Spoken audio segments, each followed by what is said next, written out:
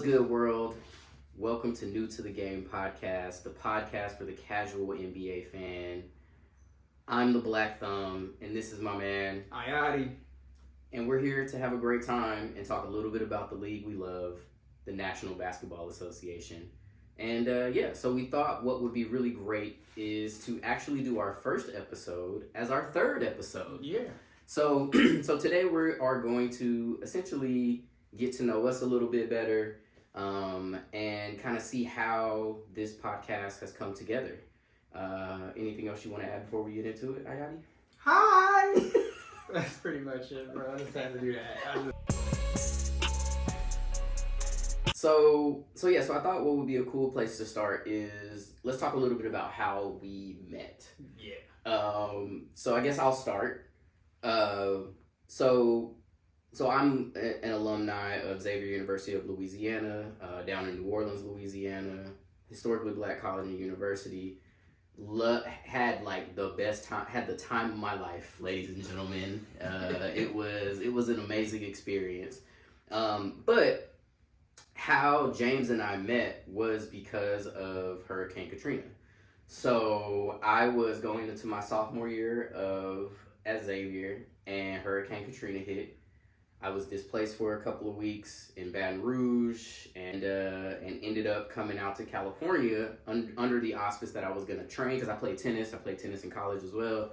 So I was going to train with my coach that lived out here, and so the closest university that was close to his house and to where he was training was UC Irvine.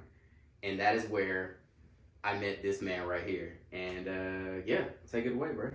Okay, so damn, I remember right. That was what, 2005? Hurricane Katrina was August 2005. Correct. So you probably showed up around, like you said, like October, yeah. But I remember folks walking around, see a black dude. I'm like, hey, come on over. We start talking. You told me your whole story. Where you from? What the fuck? You ain't from Ryan? Like, no, I'm from Louisiana. I'm like, oh shit, I got people out there. Instantaneous, like, family moment. Yeah, like, big time. Hey, here's my number, bro. If you need anything, you know, you family. You ain't got family out here, but you family now. So just hit me up if you need anything. You know, I got you. And like, I'm a man of my word. If I'm gonna say some shit, and you hit me up.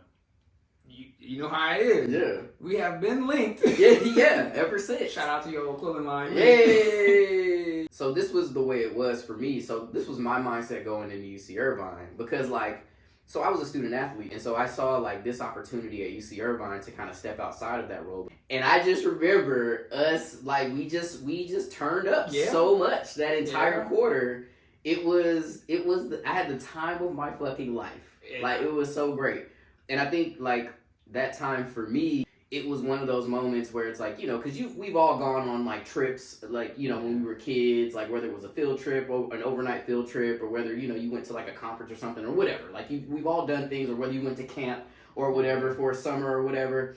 And you meet people at these places, and you're like, oh, man, we're going to be friends forever. Like, we're going to keep in contact forever. And then you go home and you totally forget about them motherfuckers, right? Like, we've all done that.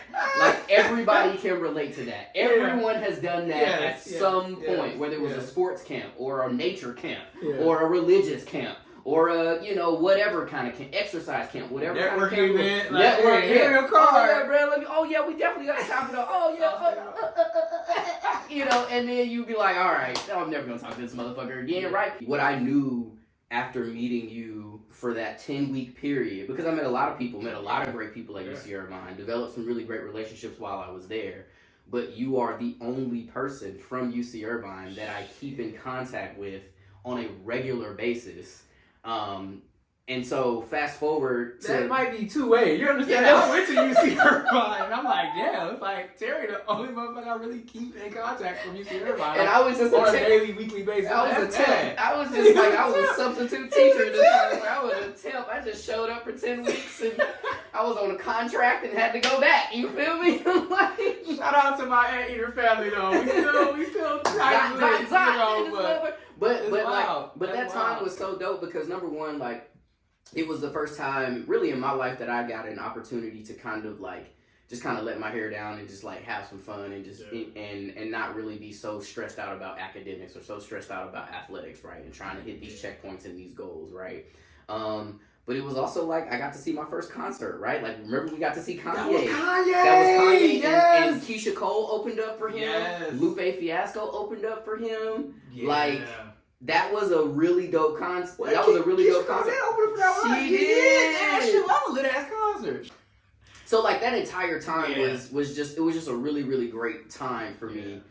And so it was like almost the best thing that could have happened to me. And it sucks that like it took a natural disaster for me to get to a place where I felt like I could let my hair down a little bit, have a little bit of fun, and really lean into this idea of not having everything planned out, right? Yeah. And bro, you were a huge part of that. And I think for me that's why like I always wanted to keep in contact, and I was adamant about like, nah, this is my guy. We gonna be cool. And And then like fast forward, it's like the roles get reversed. So like let's fast forward a little bit to when you get to grad school. You had options of where you was gonna go for PT school. Yep. You say, hey bro, then we went to a bar somewhere. We linked up somewhere. Didn't we talk? I think so. We met up at that bar in Newport or whatever with one of my other teammates. I don't know if you remember. I remember he had like some hay or some shit. It was like some shit. Some bullshit was on the ground. Like, what the fuck is going on here? What the fuck is this? Y'all gonna sweep this bitch? Like, sweep this shit up. Like, I don't know what's going on. I remember that distinctly about that bar. Just some random crunchiness on my feet. I think that was probably when I was like, all right, because this was literally my last year at Xavier, and I was like, man, everything in my life was kind of not right? So I was like, I need to go home and hit the reset button. And maybe I think that's where you and I kind of talked about like, oh, it'd be cool if I could, do this or whatever. But yeah, bro, like I got into a few PT schools, but I knew I wanted to come out here. And so yeah, like you were like after my parents, like you were the like the third person that I called. And I was like, bruh, like it's happening, I'm coming, right? And then from there, like it's from the day that I got there to this day that we are recording, like you have been at like every milestone, all the grad school kick-its, like you were an honorary classmate. That's what I said, like the roles that were when you got to USC, I feel like that's when I was like, oh, it's my time now. Shit, I'm about to be up in your shit. So, man, I swear I remember you every time it was like Friday, we going to Zanzibar and shit, Santa Monica or some bullshit. We did Zanzibar. Up in Hollywood. Yep, I'm bringing the homies from like my homies to go kick it with you. And then that's when I realized that you built these relationships with my homies. Yeah. And I didn't even know about it. Like, at this point, I'm like, oh shit. My boy like, hey, you gonna go kick it with Terry? I'm like, what? He's like, okay, bet. Let's go. And it's like, it's just an evolution of years. And I'm talking, this is years, folks. Yeah, like, so 2005 to now we're in 2020, end of 2023, basically 2024. So 19 years of, 19 years of friendship, bro. It's just all this evolution over this period of time. And honestly, it started, like you said, with a tragic moment in time. It was literally Hurricane Katrina. You just got to just say the name. And for folks in America in general, but specifically Louisiana, that was a time of fear, hurt, revelation, because a lot of shit came to light during that time. But for me and you, it was like the initial spark that made us come into the same place at the same time. And even if we go apart, we somehow come back together. We was somewhere and we just happened to bring up the topic. It was like, hey bro, we should just do a podcast. And I was going, what day was that? So let's go back just a little bit, because I think this has to be said before we get into this part of the conversation of how the podcast came to be, right? Okay. So we've been friends for 19 years. For 18 years and 10 months, we never talked about sports. Ayati and I have never, ever, ever talked about sports. And a lot of that was because, like, as he said, a lot of his, like, homies from high school, college, that he still kicked it with, now we're all, like, one core group. And so that group is much more artsy. So we talk a lot about music. We talk a lot more about art. We talk a lot more about politics, social issues, those types of things. business, entrepreneurship, those types of things. Food, exactly. Yeah, like fashion, those types of things. So we never ever really talked about sports. And I know like you're a skater and like you were like kind of like, you know, like you was like the black version of Jackass. Some of the shit you and your brother and some of your homies from back in Compton was doing, like y'all was the black Jackass. You feel me? Like y'all was like some of the shit you was telling me. I was like, bruh, for real? Y'all wilding out. Like damn. like what? So we never really talked about sports, right? Yeah. And so this was a couple months ago. You were at our house doing some electrical work, and after you finished up the work, like we were just chopping it up, you mentioned something about some aspect of the NBA, and for me, like a light bulb went off because I was like, hold on, what? Like, when did you? How long have you? Like, I need to know. Like I want to know how long you've been a fan. Da, da, da, da, da. And then that's when we were like, you know what? We should do a podcast about this shit. And that's when it went off in my head, like bloop, because like. Before he mentioned that, Terry and me always have like a rapport and like a certain kind of like chemistry and dynamic. And one day I just woke up and said, man, if me and Terry made a podcast about buckets and brews, this should be tight. And I literally put it in my fucking phone, like as a note. So when he brought up, hey, let's do a podcast, I had to show him for my list, bro. I thought about this shit and it literally says with Terry on it. So he was just like, well then that's proof then. Yeah. Shit. And for me and Terry's relationship, it always seemed like there was always some type of, I don't even want to call it a premonition or some predetermination or just something that is out of our control that kind of always brought us in the same spot. Yeah.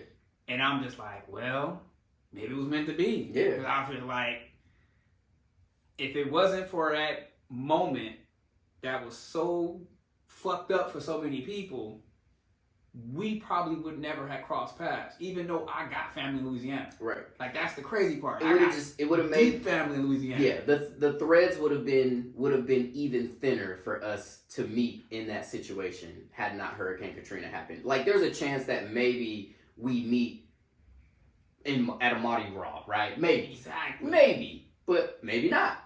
And for me, it's just so many decisions that I made, and folks, I don't really plan shit out. I'm just put that shit out there. I just do shit. I'm not gonna lie. And it's always like, hey, why did I make that decision?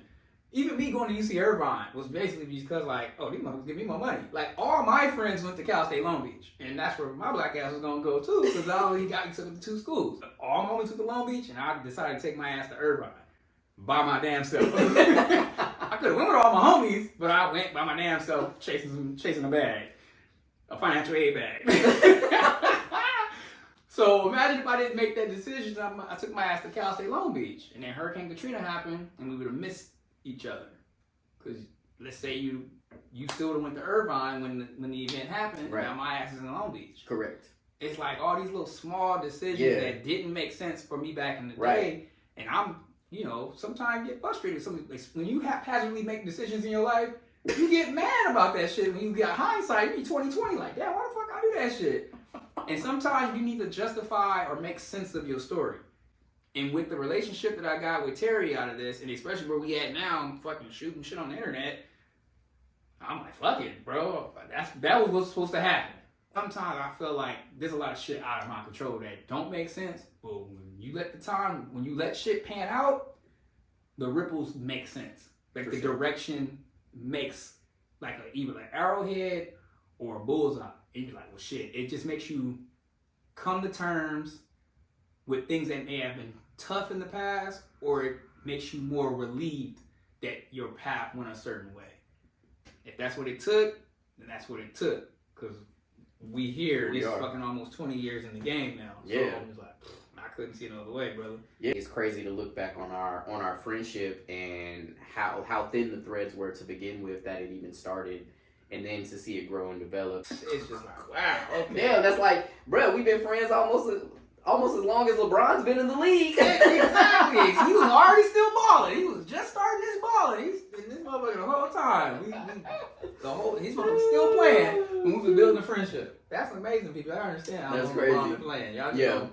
You gotta understand the magnitude of him playing for 21 years. That's crazy. And still good. Absolutely. So all of that backdrop brings us to this moment to this podcast, new to the game, because literally in a lot of ways we both are very new to the NBA. So I think it'd be great for us to talk a little bit about like how our fandom around the NBA developed. On a scale of 0 to 10, how casual of a fan are you? So 0 being like you the most casual, like you might look at a headline every now and again. 10, like you are, you know, you're basically you're in box scores. You have a league pass subscription. Like you're watching every game. You like, got a FanDuel account. Exactly. Like you are the most fanatic of all the fans. Yeah, so let's talk a little bit about how you became an NBA fan and kind of where you are on that meter. Man, I would put myself probably like a 3 or a 4. Okay. Like, in the sense that it doesn't like fuck my week up if I don't see a game. Yeah. Like I'm not tripping. Like, oh my god, I missed the game. I really don't give a fuck. Like my life goes on and I will catch the motherfuckers, but I like to know what's going on. How did it start? I mean, shit, I used to play basketball at lunch in high school, but I wasn't like, oh, I want to play basketball. It was just something to do because I was skating, I could jump high and had good defense. That was pretty much it. But I didn't really have a team that I followed. It was athletic and had hustle, had heart. That's when I had them young skater calves and shit. Fucking boy, that bounce was legitimately touching rim and dunking, and I was definitely way under 6 feet. So it was like, what the fuck? So it was useful for like high school, just like pickup games. But it wasn't like, oh, I'm going to watch basketball. I still stuck to my skateboard and wore my Eddies. That was the crazy part, playing basketball in fucking skate shoes. Yeah, that's literally impossible. I look back, bold. Like, they flat-footed and shit. shit. Yeah, that's bold. They heavy, they bulky. Yeah. Like, why are you playing basketball? Got that straight edge, easy to roll them ankles. Man, that shit was like playing basketball with bricks on your feet. But, yeah. And then I've always been interested, I guess, in aesthetics.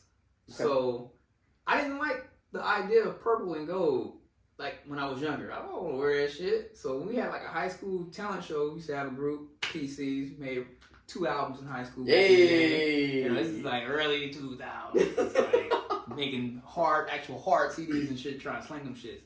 So we had to do a performance for a talent show, and PC stood for primary colors. With that said, we wanted to stay with our theme, so when we performed, we wanted to wear sport jerseys, but we wanted to make sure they were primary colors.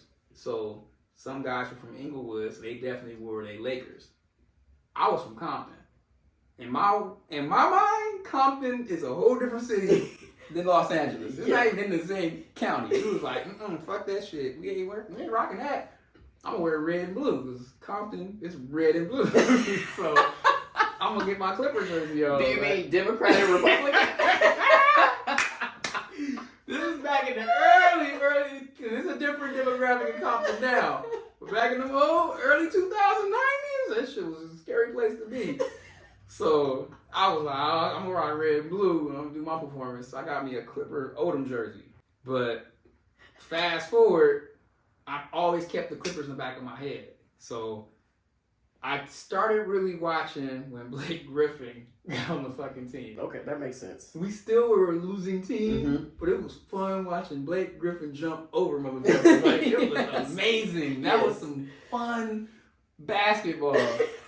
Games were cheap as fuck. I remember going to that for like $5-10. It was $5 to $10. You could show up to a game, good seats, and watch Blake Griffin just do dumb shit on people. Like, we're talking that back was good. We had that good back. We hurt his back. The Blake Griffin days was amazing. Yeah, the young Blake Griffin days were crazy. That would bring me in to just watch a game. After a while, I got comfortable with it. Because whenever you say you're a Clipper fan, motherfuckers hate you. Yeah. Like, I don't know why. Like, it's just like, why are you a Clipper fan? That motherfucker's an LA team. Why not? The Clippers ain't shit, bro. We know this. But over historic periods, it's like, you just like what you like. That's fair. And it's like, fuck. I mean, it's been a tough life being a Clipper fan. Well, yeah. Y'all ain't got shit to show for it, and you get nothing but heat in the streets. It's always heat in the conversation. Yes. I'm just like, all right, fuck it. So you get this look when you say you're a Clippers fan. Like, why? I'm like, all right, I don't want to explain this shit. Just I'm a Clipper fan. All right, motherfucker. So that's what brought me in, and then I just started to just consistently get more comfortable with it. I'm a Clipper fan. I'm gonna just watch Clipper games. That's all I really give a fuck as my team. But I like players. So even though I wasn't fucking with Cleveland, don't know the city, don't really know about it at all, but when LeBron got drafted, he caught my eye. I was like, this motherfucker tight. I liked Kobe a little bit, not really. I think I got an ex that was in love with Kobe. I think I just had me just hate him. I think when he was alive, I just well, you know what? I didn't like LSU football for a minute because one of my exes ended up going to LSU. And I was like, I can't fuck with these motherfuckers. I can't do it. I can't do it. And then Joe Burrow came and I was like, all right, maybe I can do it. So yeah, bro. Previous relationships do impact your sport. Because I like can't your sport remember fandom. myself saying, oh, Kobe fan. I don't think so. I know I like Shaq no matter. It was always Shaq fan from Orlando days. Like, so I know I like Shaq no matter what. And I always always aware of players. So that's where my fandom really exists. Like, I follow players more than I even follow my own team. So I just feel like I'm learning the rules of being a fan of an NBA team. Is okay, you gotta have your team. Is it wrong to like a player of an opposing team? Is it you gotta just only like the players on your team? I'm not sure how to navigate this, and I've always been. I walk to the beat of my own drum. It's just how I get down in life, and I really don't give a fuck until I hit a wall, until I hit a barrier. Mm-hmm. Then I'll be like, oh, okay, I can't do this shit? Okay. You let me know clearly, like, I've crossed the line. Yeah, that's how you find out everything in life. Yeah. Like, you literally, people will say one thing, but when you run into a barrier, you know what the real rules are. So that's how I operate in my life. I'm like, fuck it, I just do what I want. So I don't know if I've always violated the rule of being a Clipper fan just off jump in NBA, but also I will root for another team because it has one of my players on it. So it's like, is that wrong? Is that okay? So this is my thought on that because I feel very similarly, right? Like, and I think we talked about this in our previous episode about how the league has done a really good job with marketing players, individual stars, right? Like really pushing individual players. And so like, you know, like I'm a big Steph Curry fan, I'm a big Kevin Durant fan. I like as far as like the young players. I love Shea Gilgeous-Alexander. Like I love SGA. Like on the court, off the court, fashion. Like his whole vibe, his whole persona. Like love it. And so like for me, like yeah, like when you know as I was going through my fandom, especially it was kind of hard, you know, during that. At the end of the Kobe years, leading up to LeBron coming to LA, like the Lakers just weren't good. It was like there was nothing to look forward to. Like it was hard to get up to watch games, and those are the Clipper fans. Exactly. I know. We had to take a page out of y'all's book for almost a decade, bro. Like genuinely, well, yeah, almost. It was like 8 years because we won our last championship before LeBron came. Like so, it was 10 years between championships. But we was in the wilderness for the drought.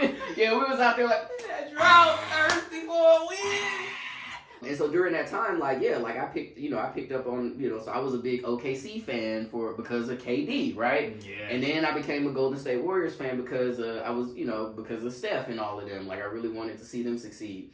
And so, but yeah, I think it's fine, bro. Like my question is like, and the way I kind of separate it and how I know that I am truly a Lakers fan before I am like a player fan is when the Lakers play the Warriors, I'm 110% for the Lakers. When the Lakers play the Suns now, or they play OKC, because SGA plays for them, like I'm 100% on the Lakers side, period. So if your Lakers lose against a team that you have a player on, that you like, are you mad?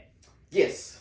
See, that's where I think the difference is that's why I'm casual. Like, yeah, exactly. I'm a Clipper fan. Yeah, so if the Lakers play, and if the Lakers win, I ain't mad because I like LeBron. Like, yeah, that's fine. And yeah, I mean, like, shit, LeBron got another L, and he got another W, and he got more fucking points to his record. Yeah, I'm happy. I can still celebrate LeBron. Yes. I am upset that my team lost because I want my team to win every game that they play, right? I know that's not realistic, but that's what I want as a fan.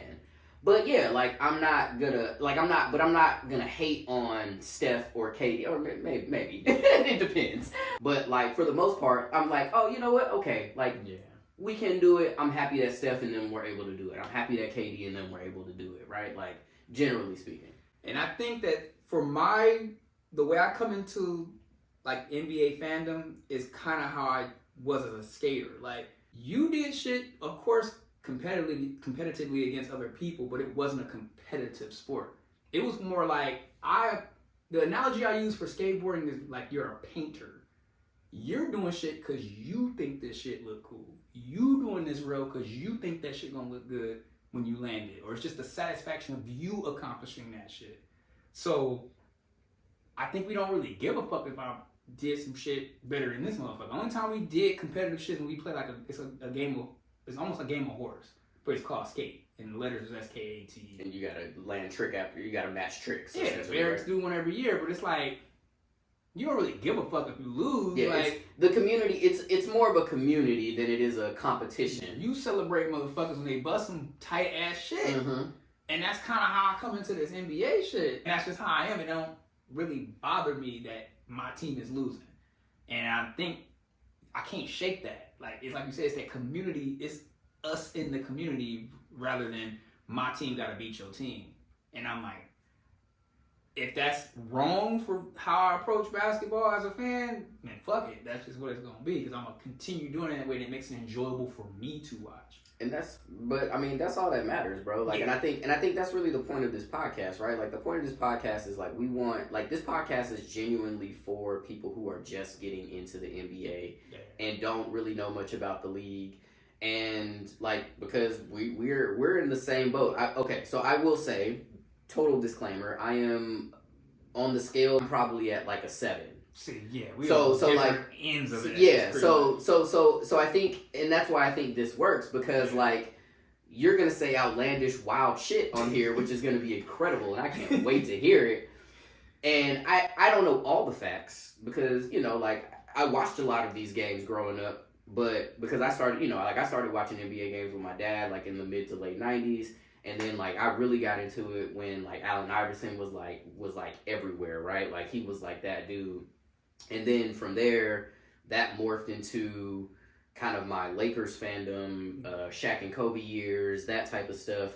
And it was kind of tough because this was an early crossroads in my fandom of the Lakers, because I was an early Lakers fan, while also being an Allen Iverson fan. And when they met in the finals in 2001, I was torn, because, like, I was so happy that Iverson hit the game-winning shot in Game 1 and stepped over to Ron Lue. Like, that shit was so fucking hard to me. I was like, oh, that shit was so tight.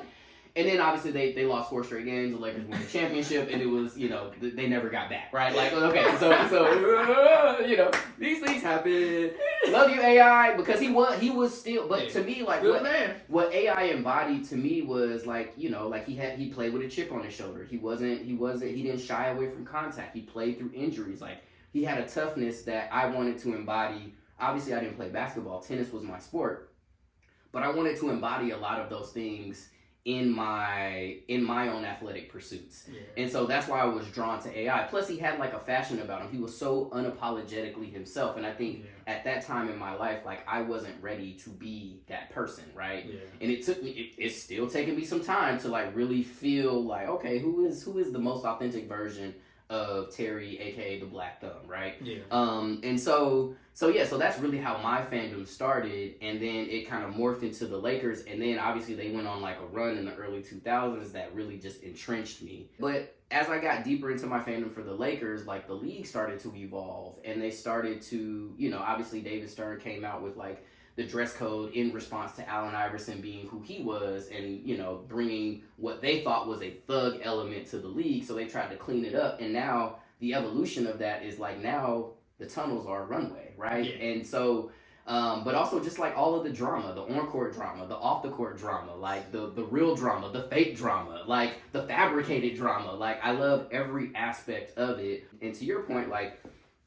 I do, like, obviously, the Lakers are my team. I root for them no matter what, regardless of the situation. Like, no matter how bad they are, no matter how good they are, I'm rooting for them to get a win. Yeah. But if we're playing the Warriors, we can bust the Warriors' ass, and Steph can still get 30, you know, and Steph can still get a 30-point triple-double. I'm okay with that as long as we bust that ass, right? Like, that's the stipulation. You feel me? Like, I'm not mad but we got to get this done tonight. You know what I'm saying? Like, this is the beautiful thing about being an NBA fan. It is whatever you want it to be, right? And I think that's the whole point. True. That's the whole point of this podcast. But, like, there are a lot of people out there that are like, I'm an expert and didn't really play the game at a high level, right? Like I played one season of like really organized basketball, junior varsity, 10th grade year of high school. You played more pickup games. So like we're in no way experts of this shit. We are just people who like to observe and consume the league in our own special way, and we are here to support each other in that, but also to support you all. And whatever that looks like for you, wherever you want to get in and fit into this idea of fandom around this league, it's right. There's no wrong way to do it. And I think that honestly, we're the silent majority. Yes. Like majority of fans are probably not that invested, but are invested. If that we're 1 foot in, 1 foot out, and we consume a lot of the NBA, whether that's merchandise, whether that's just time with our eyes looking at the damn TV and seeing advertisements, conversations about a team, keeping things relevant, looking at shit on social media. We're there, but we ain't the ones who are making a big ass fuss about it. We're not walking around with our team jersey on all the goddamn time. That don't make me not a fan because I don't want to rock around with my team jersey on all the goddamn time. But I think we shouldn't be necessarily ignored or not marketed to. Honestly, we probably make up more people than the people watching it, and you need to pull us in. Or make it seem like it's okay to be this casual. It seems like it's wrong to dabble in some shit. Right. Because nothing wrong with dabbling. Put your foot in the water and see if it's warm. Yeah. Approach more shit like that and don't feel bad and go ahead in. Yeah. That's how I'm approaching this shit. I don't know if I'm doing it right, but I'm going to be in this shit. So. Yeah, and I feel like, I think you bring up a great point. Like, at the end of the day, and I think really what I'm hearing from what you're saying is that, like, there aren't enough safe spaces for new fans to be new fans and to figure out, like, how deep do they want to dive into a particular team or a particular player's fandom, and the intersectionality between the two, because there is going to be that intersectionality because of the way that's just the culture of the league. Yeah. That's the way they market it, and that is by design. So we say all that to say that this is a safe space for you. This is a safe space for us. We're not going to get it right all the time, and if we get it wrong, we'll correct ourselves in the post edits, and so you'll see that shit like previous episode. My man Ayati thought that Draymond Green was from Oakland, but we found out that Draymond Green is actually from Saginaw, Michigan. But that is just another example of we're gonna say the wrong thing. Like in the last episode, I was talking about how the league was like, how they haven't done a whole lot, with mental health stuff, or I was kind of questioning, like, do they have, and literally, like, I did some research after the episode, and I was like, I remember you doing yeah, that. they actually are doing this. Like, they've been doing this since 2018. My bad, Adam. My me. I'm sorry. So that's the fun part of being a casual fan, right? You're gonna get it wrong. We're gonna get it wrong from time to time, but we're also gonna have passionate opinions when we're wrong. Yeah. And we'll correct ourselves on the back end or not. And we correct the path of the ship. Exactly. We ain't gonna just keep running the wrong direction. Yeah. I am not the motherfucker saying I'm still right. Yeah, exactly. Yeah. If we get data that says otherwise, my ego is definitely not that bruised. If I'm wrong. I don't give a fuck. 100%. The important thing is that we are further developing our friendship, our relationship, and most importantly, we're catching up for lost time, because we could have been talking about the NBA for the last at least 10 years. Yes. And so we've got a lot to get through. So in a lot of respects, we're still learning each other as fans of the NBA and kind of how we consume the NBA, right? Because I think a lot of that is based on when you became a fan, right? And for how long you've been consuming the league. So yeah, man. So we just here to have a good time and take this opportunity to stretch ourselves. Yeah. This is something that's gonna, I think, help us both grow. Yeah, I agree. And more than anything, let's just be for real, folks. Anybody that's over 30, obviously you got real shit to do, right? Whether it's kids, your work, your job, you travel, you stay home, or your hobbies or whatever, your outlets, your self-care, all of those things. Like, everyone's busy. Everything has a lot to do, especially in a city like Los Angeles, right?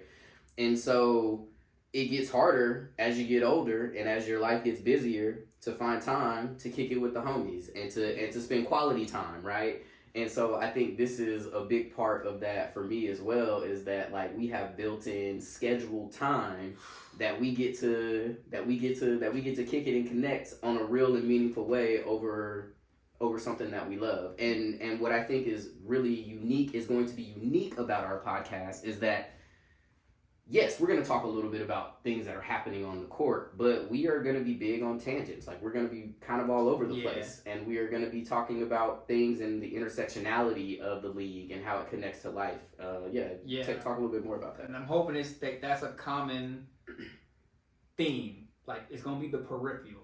Like, yeah, there will be some NBA talk. There will be a sport. There will be a stat. There will be a game. There will be an event. But we have a tendency to go off in a different trajectory, but folks expect that.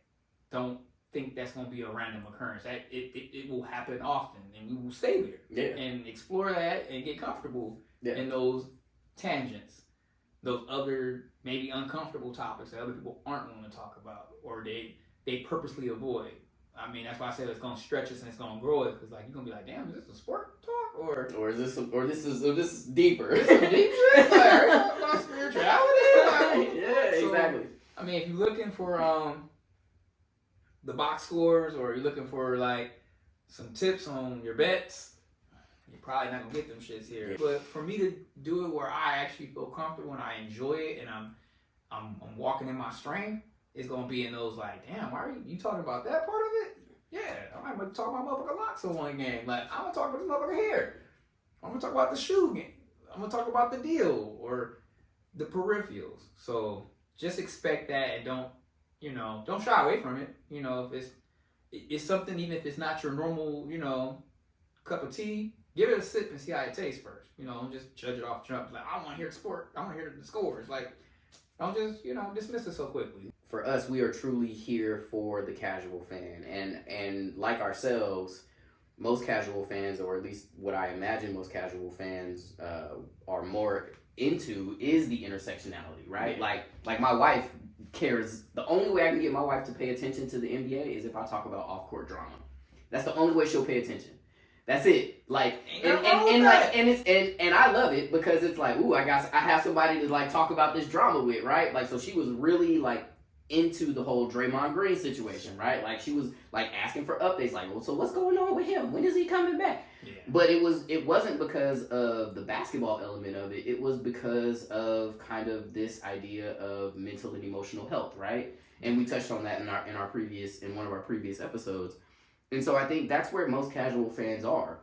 They're in the creases. They're literally at the crossroads of what's happening on the court and also what's happening off the court. I know a lot of people look at the league because of the fashion aspect of it. So like some people might watch the first quarter of a game, but really their game is the tunnels, right? Like, they're here for the league fits, right? Yeah. Like, that's what they're here for. And so we'll be able to touch on a lot of those things. And so that's really the essence of what we're trying to put together. Yeah. And really, at the end of the day, it's about friendship. It's about community, and it's about, bonding over the league that we love, and, making up for lost time. Cheers to that. Cheers, brother. My guy. Yeah, brother, I like that. And so, with that, you've met the host. You know who we are, how we came to be, and where we are right now. We hope that you rock with us and come on this journey with us. And, yeah. Bye. Stay casual.